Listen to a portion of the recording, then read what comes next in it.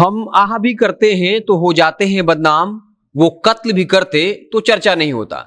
JDU के एक नेता इसी तरीके की दर्द बयां कर रहे हैं और ये शायरी उन पर बिल्कुल सटीक बैठता है। बता दें कि महोदय अपने किसी परिचित के यहां बर्थडे पार्टी में गए थे और वहां जाम छलका रहे थे। उसके बाद उत्पाद विभाग के अधिकारी उनकी गिरफ्तारी कर लेते हैं।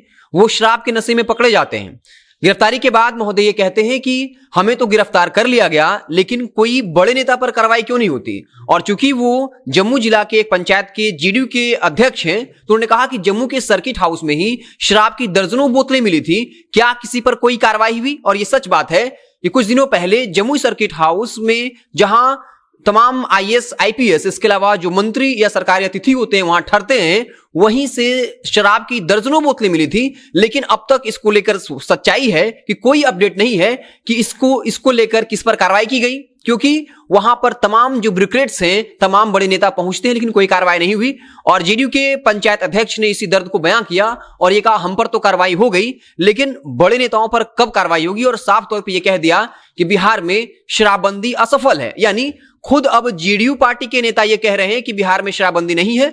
वहीं जेडीयू पंचायत अध्यक्ष के साथ एक शख्स जो था वो भी साफ तौर पे कह रहा था कि हम गरज के कहते हैं कि इसी पंचायत की कई गांवों में शराब की भट्टियां चल रही हैं। हमने शिकायत भी की थी, कई और लोग शिकायत कर चुके हैं, लेकिन हम ये गरज के कहते हैं कि इनकी हिम्मत नहीं होगी वहां जाकर शराब चेक करने की, जबकि खुले तौर पे हर जगह शराब बिक रहा है। तो बता दें कि लगातार शराबबंदी को लेकर जो खबरें आ रही हैं वो शराबबंदी की पोल खोल रहा है, लेकिन सीएम नीतीश ये दावा कर रहे हैं कि वो किसी को भी एक बूंद शराब पीने नहीं देंगे। खबर यह भी आई थी कि जेडीयू के जिला महासचिव शराब के नशे में पाए गए थे और अपनी पत्नी के साथ मारपीट भी करते थे, और पत्नी की शिकायत के बाद जो है उनकी गिरफ्तारी हुई। अब ये मजबूरी था, क्योंकि जब पत्नी कॉल करके फोन करती हैं तो कहीं ना कहीं कार्रवाई करना मजबूरी हो जाता है। लेकिन कई जगह से ये खबरें आई हैं, दरभंगा समाहरणालय हो, डीएम ऑफिस हो, जहां डीएम ठहरते हैं, उनके ऑफिस के 50 मीटर की दूरी पर शराब की दर्जनों बोतलें मिलती हैं।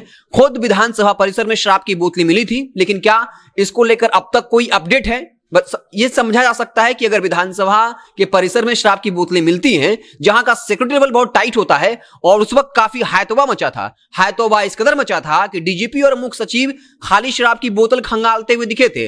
लेकिन इस मामले को लेकर क्या अपडेट है, किस पर कार्रवाई हुई, क्या अगर किसने जानबूझकर शराब की बोतल सरकार को बदनाम करने के लिए फेंकी थी तो फिर सीसीटीवी फुटेज का क्या हुआ।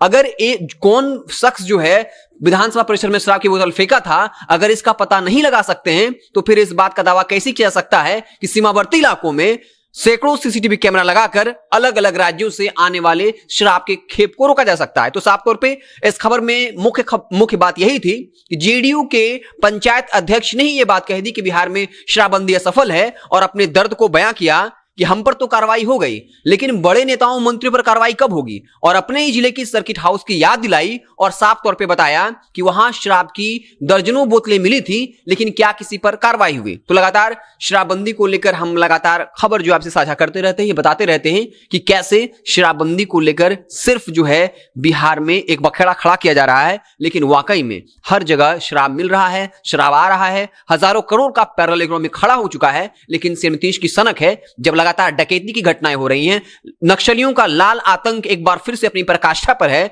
लेकिन नीतीश कुमार का पूरा ध्यान जो है वो शराबबंदी पर है। अपनी सनक को पूरा करने के लिए कहीं ना कहीं बिहार को बर्बादी की तरफ धकेल रहे हैं। आप देखते रहिए जनता जंक्शन। जैसे ही कोई और बड़ी खबर आएगी तो हम उससे आपको इत्तला करेंगे। बहुत बहुत धन्यवाद।